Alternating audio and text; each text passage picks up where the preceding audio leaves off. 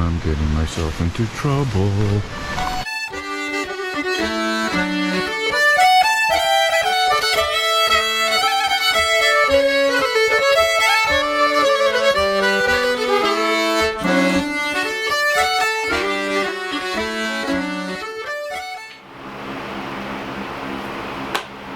Good morning, everyone. Welcome back to Sailing Yankee Winds. I'm Andy, and we are obviously not on the boat today.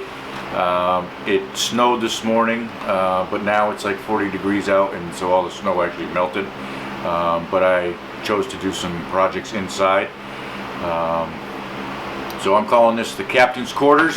I have a few of the lazarette covers that are all finished in the background, and some of the products that I use. And today's video is the one that I've been trying to produce. This is the third try. We're gonna try to get through this. And so this is the boat project list. Basically the boat project list before we splash. Some of the stuff that I mention or go over will be done once we splash probably, but we're going to get as much done as we possibly can. So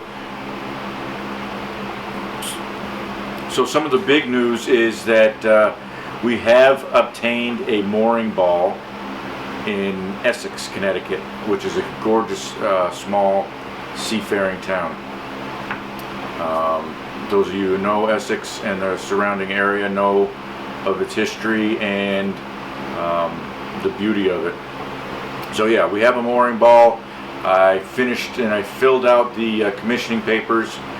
So I'm waiting on a date to bring the boat down and to get the mast steps and the rigging tuned on it. And then from there, we're going to splash it. And I told them I wanted to be there when all this happened so I can film it. So thank you for tuning in. I really appreciate it. Please hit the subscribe button. It doesn't cost you anything. It helps me out tremendously. Hit the like button. Share the videos with your friends. And on that note, we're going to switch over to some of the stuff that I did film on the boat. And I'll be back.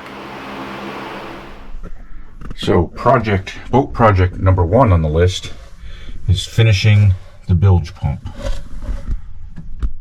Needs to be wired, plumbed, and figure out how I'm going to secure it to the bottom, the foot and the pump. So that is project one.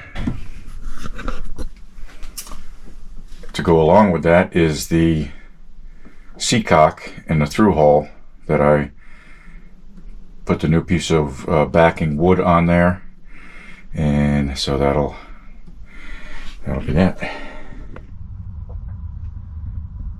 Seacocks. Replacing seacocks. 8 of them.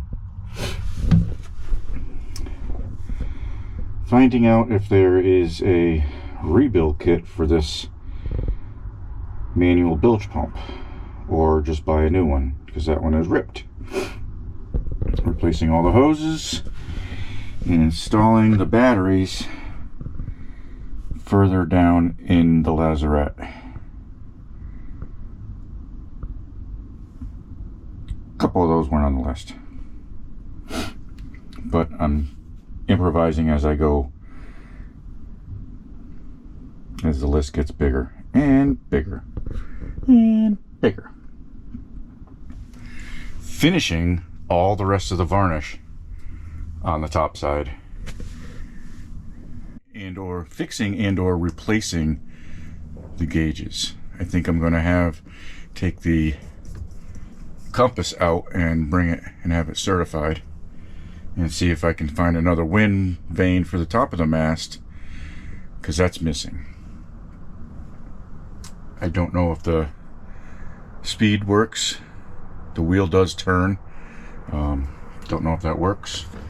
And a depth sounder. There is a transducer in the hull I don't know if that works, but this gauge is junk. So that's gonna have to be replaced.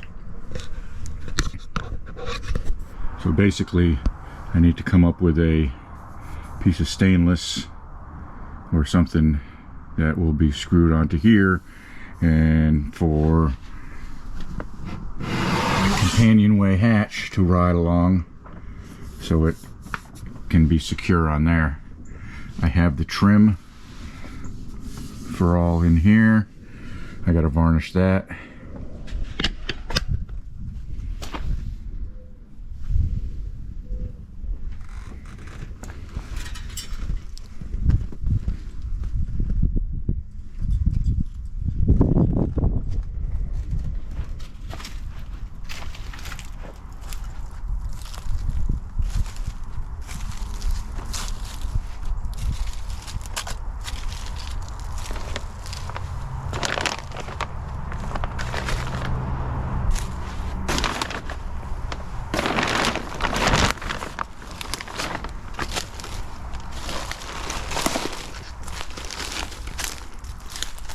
So that's the good side. And replace that. The wind vane has to go here. The antenna's good. That's the bad side. That all has to be scraped and revarnished. And I think I'm going to end up taking basically all this hardware off. Most of it. Maybe not the major pieces, but most of it.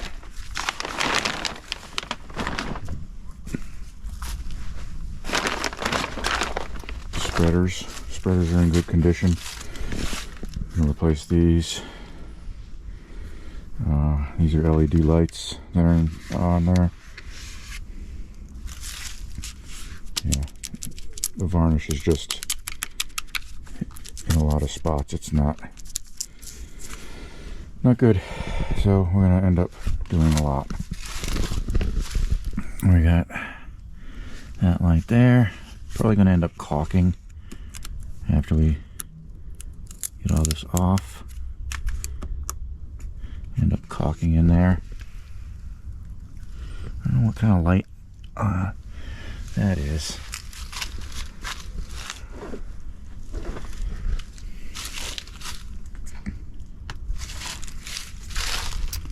These look to be in decent condition. Everything's pretty solid. I mean, it's just need to get all this old varnish off, basically. Don't know what that does. Bear with me, because I don't know what a lot of this does. I really don't. See all this? That's all varnish. That's all varnish. It's got to come off. I'm going to spend a weekend disassembling, or during a week disassembling it, and then a weekend scraping it and sanding it. I was told it's mahogany, so I guess this is what it's just sun damage from the way the previous people had it stored. They had this part pointed upwards, so it was the sun got at it, and it just the UV took over, and basically, because this side, for the most part is good. I mean, in between here where the rail is there, that's bad, but a lot of this side is good. So I'm afraid to disassemble the whole thing, just because I really don't know what I'm doing, and putting it all back together could be a nightmare. Alright, so continuing to varnish. We have to varnish, seal off this hatch in the front, get the new window for the front. We have to the front part of the deck is going to be sealed with another coat of fiberglass, it's not separated and it's not soft, but there's so many screw holes from the teak. There's so many screw holes from the teak that it needs to be coated and then a piece of fiberglass put over it to strengthen it over.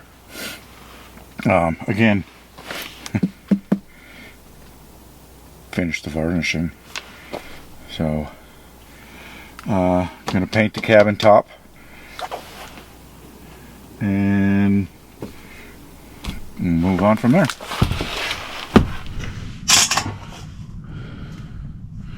Remounting the derays and revarnishing the derail boxes. Of course, mounting the mast once we get it to the marina, that's later. We're going to repaint the cabin topside. Okay, let's move on from there. Holy cow, this has been an adventure just doing this film. We have to redo or cut open the port side decking, about 2.5 to 3 feet of decking. Windows, we have to tear those open and rebed those. That's going to be quite a project. And finish varnishing. All right, let's move on. All right, I hope you all like that. Some of the stuff that I had on there, it was a frustrating day, but I wanted to put a few clips in of me going through some of the stuff that we're going to try to get done. Basically, the most important ones are the through holes and the seatcocks, to make sure all those are good, functioning, and replaced if needed. The bilge pump needs to be finished. I'm waiting on warmer weather. I need warmer weather throughout the night for doing the painting, varnishing, and fiberglass work, but I'm trying.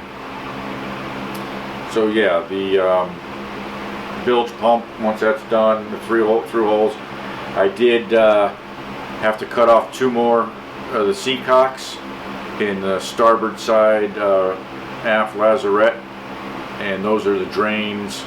One's the drain for the cockpit, and one is a drain for the manual bilge pump, which I did take apart also. So got to pull those out, get those on order, and again, I have to have warmer weather to adhere the through holes to the hull. But yeah, so a few more things. Like I said, basically I want to get it ready to splash, to be able to float, for the motor to be running and in good shape and running flawlessly, which it should. To be able to live on it, not live on it, but to be able to stay on it for a weekend or so, overnight, to be able to do that.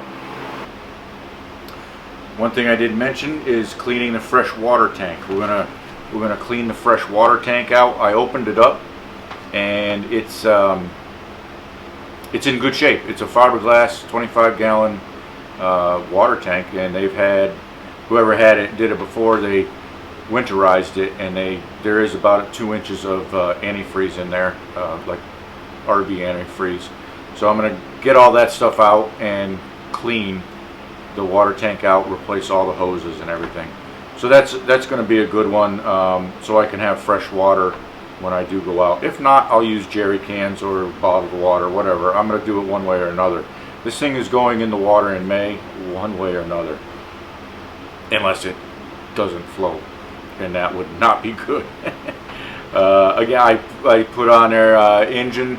I'm going to do a complete tune-up to the motor. Filters and oil change and everything like that, so I'm going to go through that whole thing. Transmission fluid, I got to check all the electronics, make sure everything's actually working. I'm going to have to replace a couple of the gauges eventually probably not going to do it right away. Whatever works on there works. Yeah. I mentioned fiberglassing the decks. Once I finish doing the decks, I purchased synthetic teak for the decks just because it's lower maintenance, and I didn't want to fuss with it. Maybe down the road I'll pull that up and put down real teak, but right now I'm on a budget. I'm using synthetic teak on the deck itself. Okay.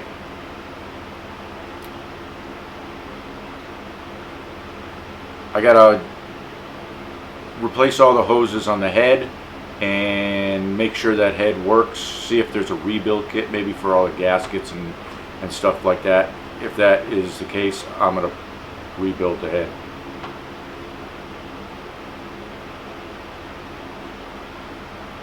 All the lights on the inside and on the mast and everything, I'm going to convert to LED. So all the lights I'm going to convert to LED. I was thinking about pulling the port lights out, the windows, but I think I'm going to run a bead of caulk around them and go for that right now. If next winter or next time when I pull the boat out I need to reseal those, I'll reseal them then, because I don't think I'm going to have time to do that. I got to clean the anchor locker, and I'd like to build a bulkhead, and I can do this when it's in the water. I want to finish the bulkhead on there because it's open to the V-berth. I want to finish that off and put a door in there so it's enclosed in its own space. So if I'm sleeping, I don't, you don't smell wet line. Of course, I gotta put the propeller on, and I'm gonna put a new zinc and a line cutter on there. So zinc, line cutter, and propeller all have to be installed, and I gotta get some kind of solar panel and charging system so it'll keep the batteries topped off when I'm not there. Again, I work a 5-day work week. I work 50 hours a week. When the boat is alone, I need that bilge pump to be able, if any water gets in there, I need that sucker to be able to kick on. If the batteries are dead, then the boat's possibly going to sink, and we don't need that. So that's about it. Probably forgot stuff, but all right. So yeah.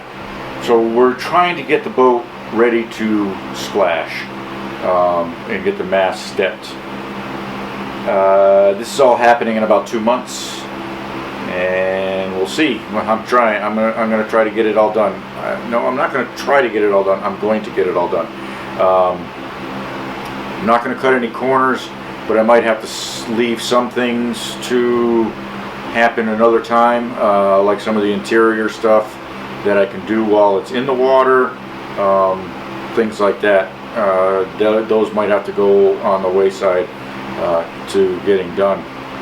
So so that's going to be a big project also. So I just wanted to come on here and tell you all about what's going on. Another little exciting thing is our hatch cover. I had a piece of Lexan. It's actually industrial Lexan installed, and they caulked underneath, and then I came back and finished caulking with black caulking around the edges. That came out really nice. I just got to wait for the caulking all to dry. So that's the top of it is done. I got to revarnish the bottom that's attached to the boat, and we're going to clean up all the hardware. All this hardware needs to be cleaned up and reused. It's still in decent shape. It's just oxidized. So we're just gonna clean up all that. Some of this is some of the project, some of the stuff that I use. Some of the product I use. I really like the Lust Total Boat varnish. I use the Total Boat thinner I got a little bit of easy bilge pump paint. On the back side of the lazarette covers, I use Flex Seal, which actually worked pretty good. It sealed off that wood pretty good. So a little thing about the lazarettes. I did a little research on where the name lazarette came from. So the name lazarette came from, in real early times, back in biblical times, we're going way back, the word lazarette, or the area lazarette, was considered on board a place to put bodies of people that passed away, that were important people.